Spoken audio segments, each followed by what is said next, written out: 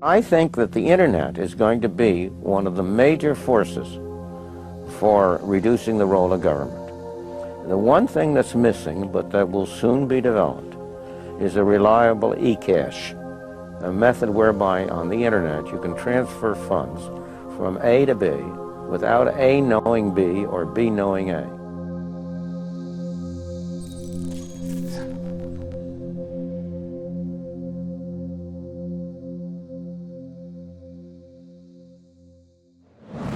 What is a Bitcoin? What is Bitcoin? What backs a Bitcoin? You put some of your money, real money, online, and it turns into Bitcoin.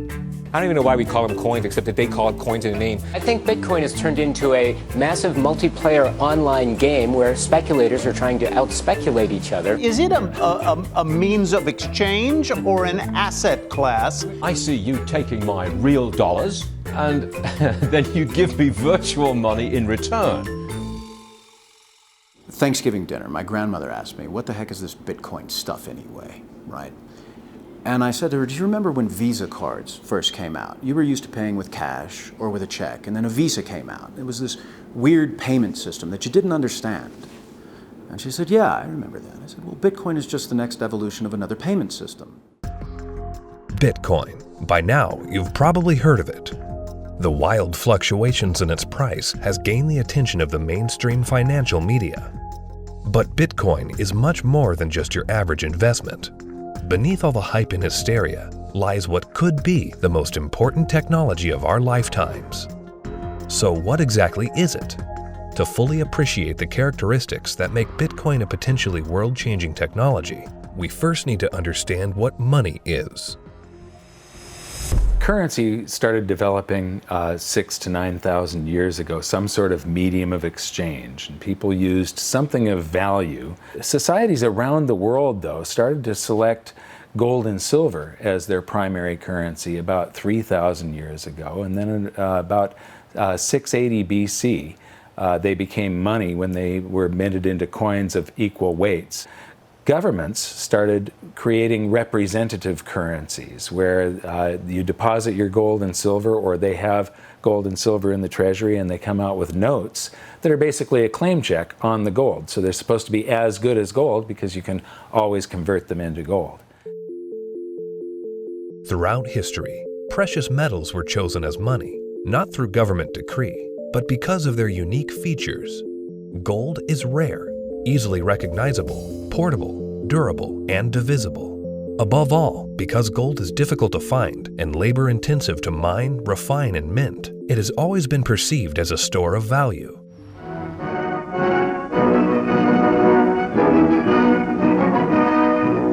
At Bretton Woods, New Hampshire, delegates from 44 allied and associate countries arrived for the opening of the United Nations Monetary and Financial Conference. In modern history, as World War II was coming to an end, in 1944, the Allied nations met at the small town of Bretton Woods, New Hampshire. Here, they drafted a new financial system, which would stabilize the world's financial system once the war ended.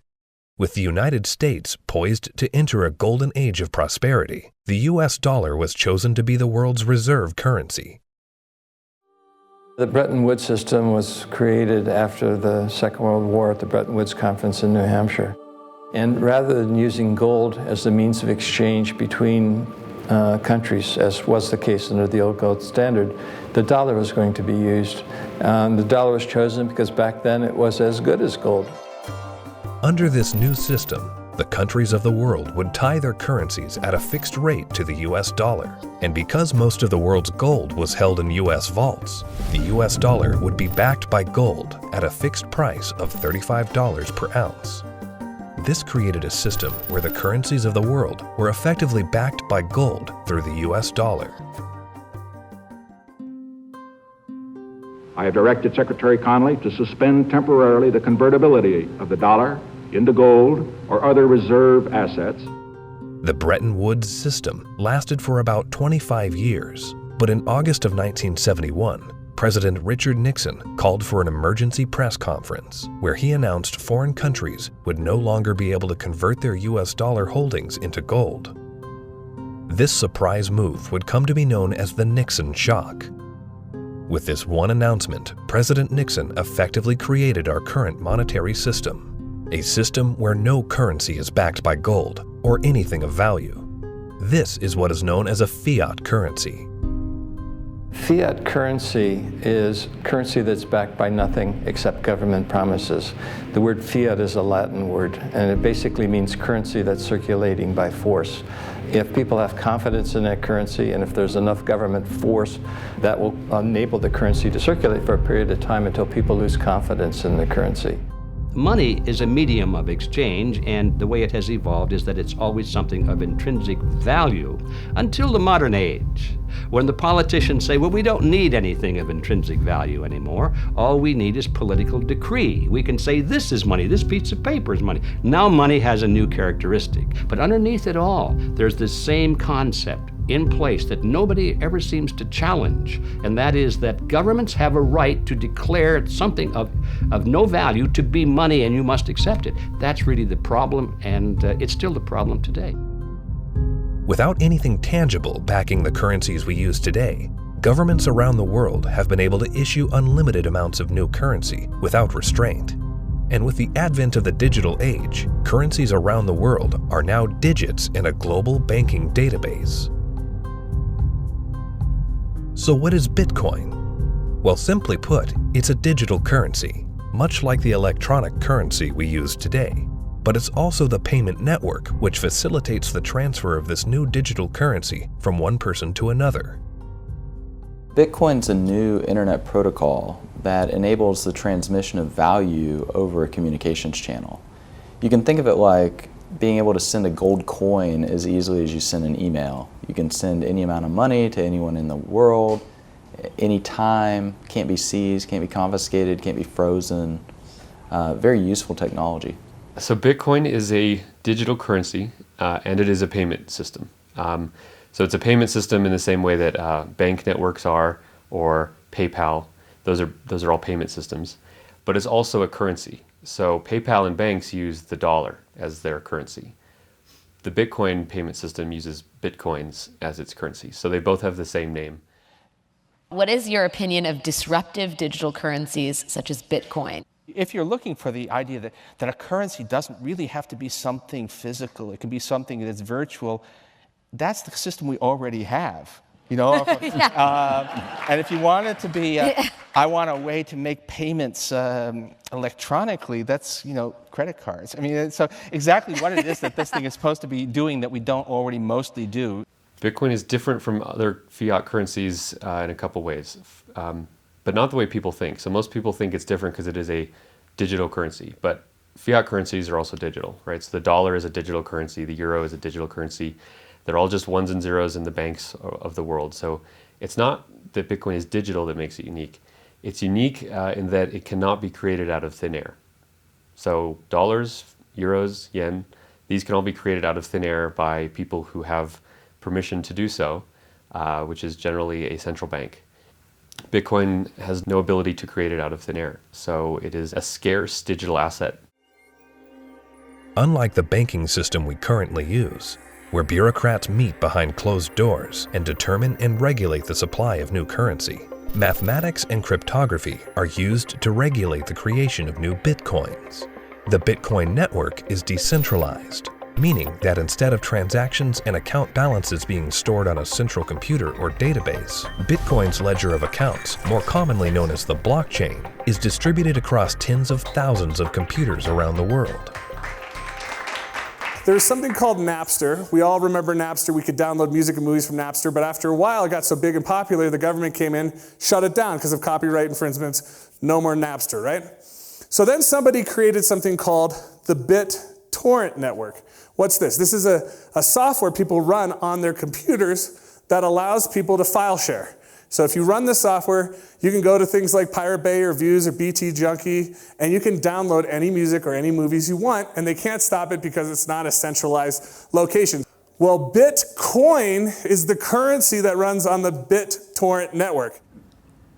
Why was gold and silver considered money for the last 4,000 years is because it took work and effort to make that nice, beautiful coin. They had to dig it out of the ground and refine it, and the crucibles and the furnaces, and stamp it into a nice, beautiful coin.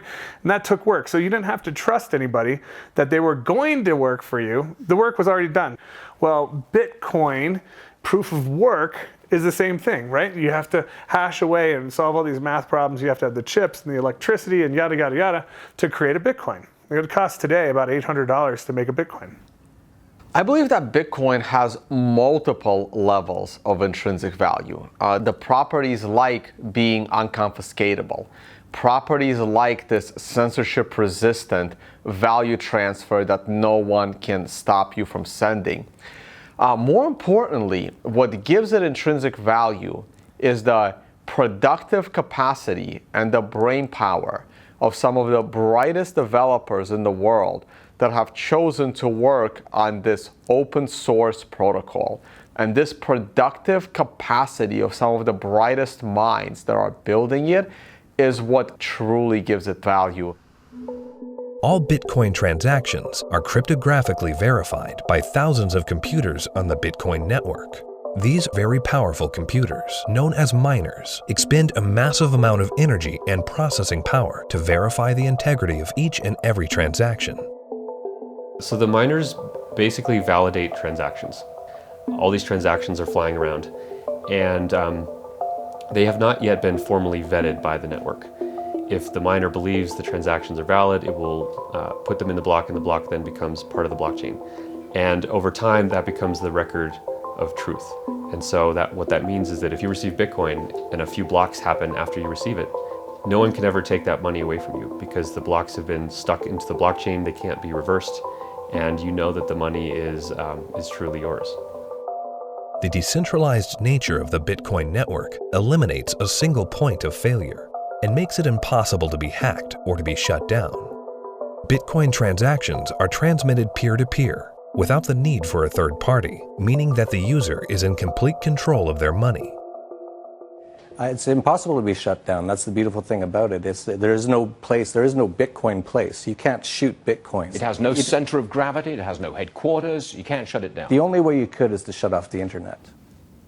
Your average person has absolutely no idea how their email works, but it works, and that's all that really matters. And Bitcoin's very similar to that. But as far as what I would do to tell people or describe to people who don't know about Bitcoin what it is, I would say it's a form of money that you can just use on your phone or your computer in today's digital age where everyone's on the internet, that is much faster to send than most of the banks. And it has, for at least since its inception in 2009, risen in value.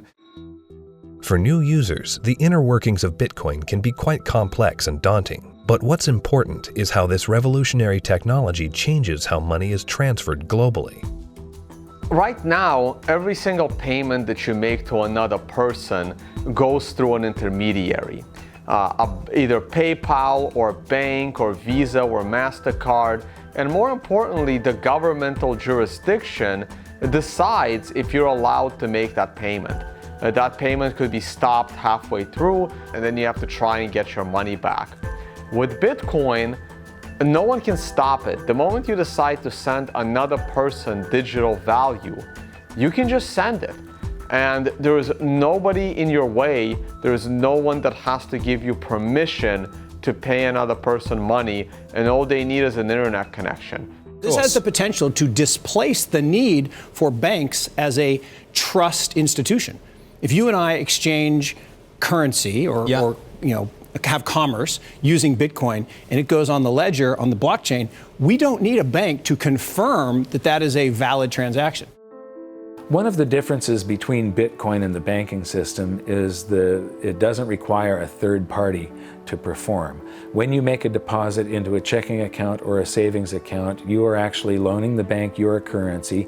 They now have title to it, and they have a liability on their books to pay you back one day, but they get to do anything they want with it. And you have this intermediary, this third party, counterparty that has to perform for you to be able to get your currency back. Cryptocurrencies invert the power structure. It isn't a few people at the top controlling a whole bunch of people at the bottom. The power goes to the individual. In the same way that the internet flattened access to information and allowed anyone in the world with an internet connection to learn basically anything they wanted to know and to communicate with anyone else on Earth. Bitcoin does that with money. So now anyone on the planet, no matter their age or the arbitrary geographic location in which they were born or the arbitrary rules of the people that govern over them, that person can now engage economically with anyone else in the world directly. And that's profoundly powerful. You do not need a bank account to interact with Bitcoin. You do not need a bank account now to receive an honest payment from someone else in the world and know that the money is legitimate and good and can't be rescinded. So money now can't be censored. Any two people can send it between each other through Bitcoin. Cryptocurrency Bitcoin has once again defied naysayers by spiking above $18,000 at one point today. Bitcoin hits a new high. We had this incredible run up in the fall going into the holidays, and then we've seen a pretty big pullback. This is a 30% loss on the week and a 50% loss on the year. The past year has seen the price of Bitcoin rise and fall in dramatic fashion, getting the attention of Wall Street and the investment community. Bitcoin is now seen by the public as a speculative asset class that can be traded, but the core fundamentals of this important technology cannot be overlooked. The use of Bitcoin is particularly vital in the developing world, where billions of people are without basic banking services. People who see the price all the time, especially in advanced societies, they focus more on the price and they think that Bitcoin is an investment solely and that it goes up and down like a stock based on news and expectations. But the fact is, probably there's more people in these kind of third economies. They don't own a lot, but they own it, and they own it because they need it. Not because they expect to get rich or hope to get rich, because they need to protect themselves against both destroyed fiat currencies and against capital controls. So when people think of it as an investment, they have to realize that the reason that Bitcoin's so exciting is because it's a future money for the world, not because it's something that could become a great investment. It just so happens to be that both can be accomplished at the same time. One of the great powers of whether it's Bitcoin or any other cryptocurrencies, if we can figure out how to scale the technology, we can solve a lot of problems in the financial system. We can transact with each other globally at very low cost and very efficiently. And there's tremendous market power in that. Has nothing to do with anyone in the financial system. People want to be able to communicate and transact with each other simply and quickly, and the hunger to do that is enormous. Today, Bitcoin is seen as a financial asset, but as the technology develops, the blockchain that powers Bitcoin may be used to verify transactions other than the transfer of money. Each Bitcoin is divisible into 100 millionth of a Bitcoin, called a Satoshi. These tiny fractions of a Bitcoin can be programmed to represent assets other than money. In this way, the Bitcoin blockchain can be used to verify transactions of all kinds of items without the need for a central authority. The Bitcoin blockchain is a tremendous technological innovation that enables distributed consensus. People are able to come to agreement on what the state of this ledger should be and what it is. And that enables people to have trust without trusting any other party or person or institution. So anywhere we need to have trust, where we need to be able to verify what is the true and correct state of something, that has an application to be put on the Bitcoin blockchain. For 6,000 years of recorded history, we've always had this problem when we want to engage in consensual exchange. That is, if we're strangers, can I trust you?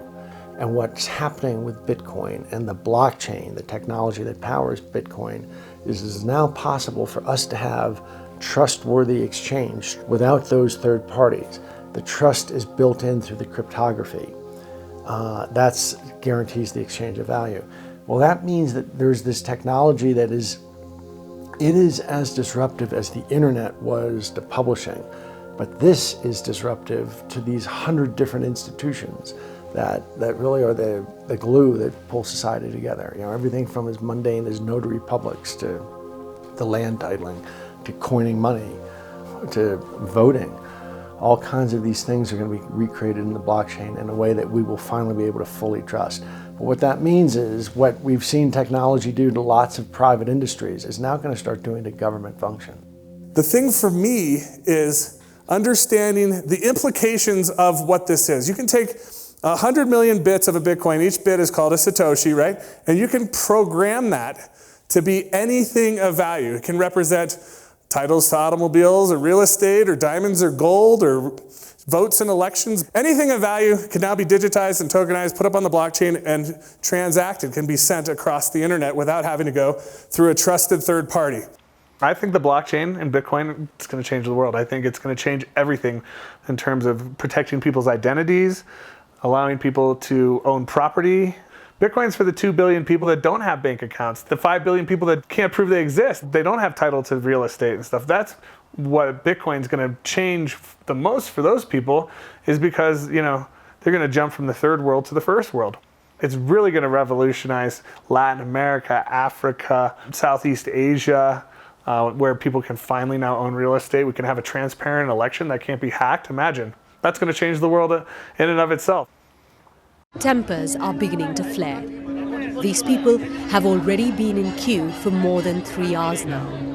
Carrying currency notes, the government suddenly banned on Tuesday night. Because anyone can start using Bitcoin by simply installing an app on their phone. Bitcoin can be used by the developing world to protect their wealth from unstable currencies and government control. We're seeing it behave as a crisis currency in Venezuela, in Nigeria, in Zimbabwe. When these countries can't get a grasp on their own monetary policy, people flood to Bitcoin. The fate of the unbanked and underbanked population no longer lies in the hands of corrupt governments, centrally planned economies, and central banks. There's a new option, a plan B. Personally, I live in the United States, and a lot of people in the US get bank accounts very easily, have credit cards, debit cards, and all of that, and they don't find that there are too many frictions and pain points. But in a country like India, there are 233 million individuals who are unbanked, who don't have access to a traditional financial infrastructure, and so they're operating cash payment to cash payment. But Bitcoin has become a game changer. So individuals, in essence, can hold on to it, they can spend it, they can transfer it internationally. There are so many use cases. Currently, Bitcoin transactions can sometimes carry a significant fee, making it unsuitable for use for small transactions. But Bitcoin is programmable money, meaning that new layers and technologies can be integrated into it. In the near future, one such development, called the Lightning Network, will help reduce the cost of Bitcoin transactions. At the moment, Bitcoin is actually suffering from being too popular. One of the challenges that Bitcoin has is every transaction needs computational power to process. So at the moment, Bitcoin can settle about 4 to 7 transactions a second. And in the future, each of those 4 to 7 transactions a second can contain 1 million transactions within it. And that's what the second layer and Lightning is trying to do.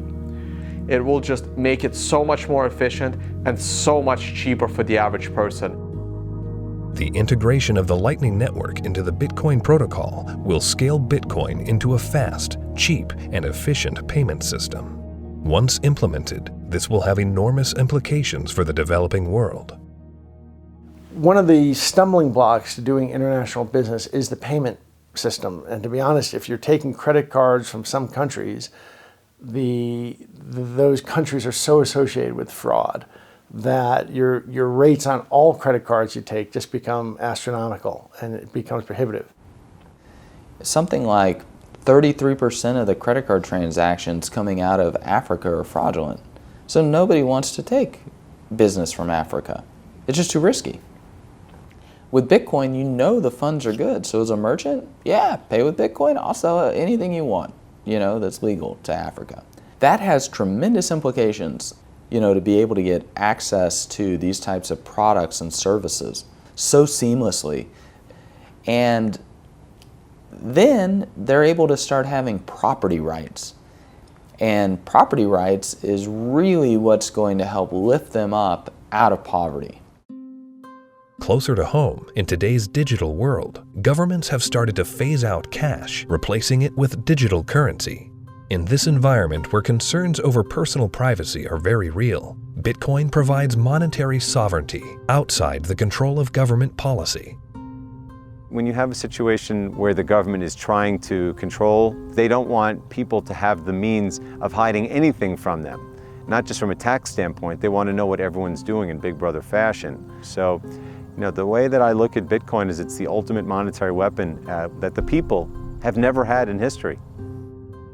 Every government in the world wants to go cashless. One of the reasons is that in a cashless society, you are not able to exit the banking system.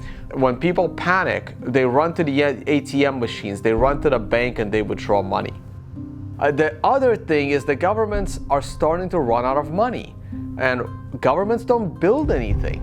They just use other people's money. So they are treating everyone as a tax evader. I believe the main reason why Bitcoin is so popular and important is not because of its finite supply and being gold. It's because of anti-money laundering laws preventing people from doing what they want with their money. One of the main functions of government is to create currency. And Bitcoin is successful only because of its potential for circumvention, lack of oversight. So it seems to me it ought to be outlawed. It doesn't serve any socially useful function. As to whether or not Bitcoin is illegal or should be seen to be illegal, cash has been used for a whole heck of a lot more illegal things than Bitcoin has through the years, and still is today. Cash is untraceable. It's easily transportable. Nobody knows where that dollar has been and how it's been moved from hand to hand to hand.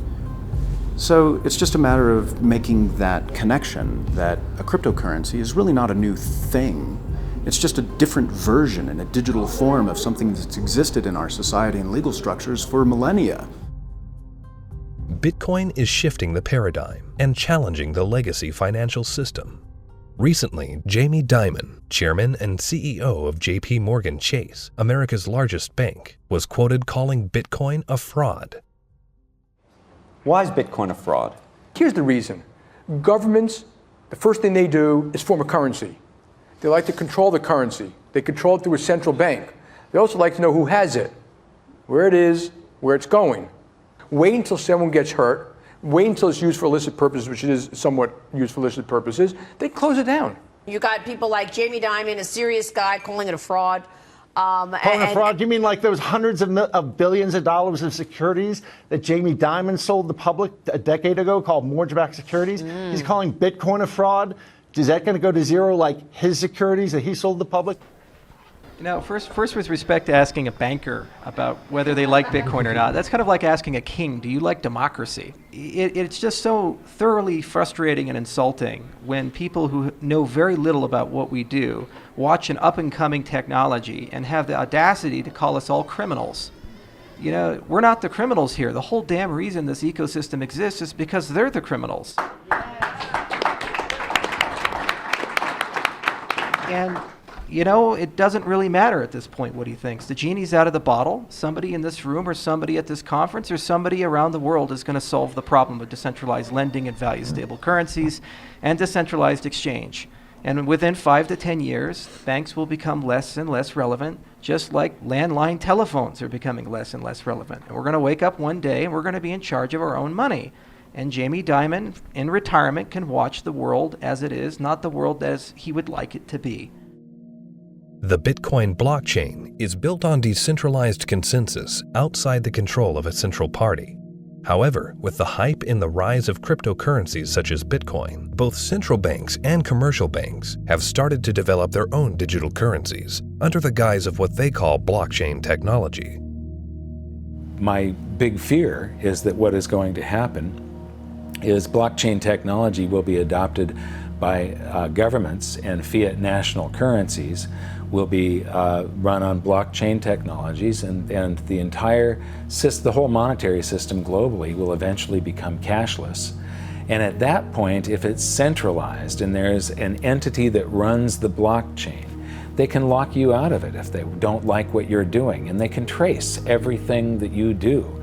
Every transaction, everywhere you go, will be recorded. And so, you know, if we're not careful, this has the ability to enslave us or free us. I think blockchain or any kind of open ledger distributive database will have a tremendous impact on our world. My fear is that, and this is used to centralize, digital technology gives a banker the ability to put a chip in you, to tax you whenever they want, to interface with a money system with you physically, and to perfect the collateral. So I love the innovation, and the question for all of us is, how can we innovate and make the financial system more efficient and do it in a way at the same time where we distribute the power lines in the political system?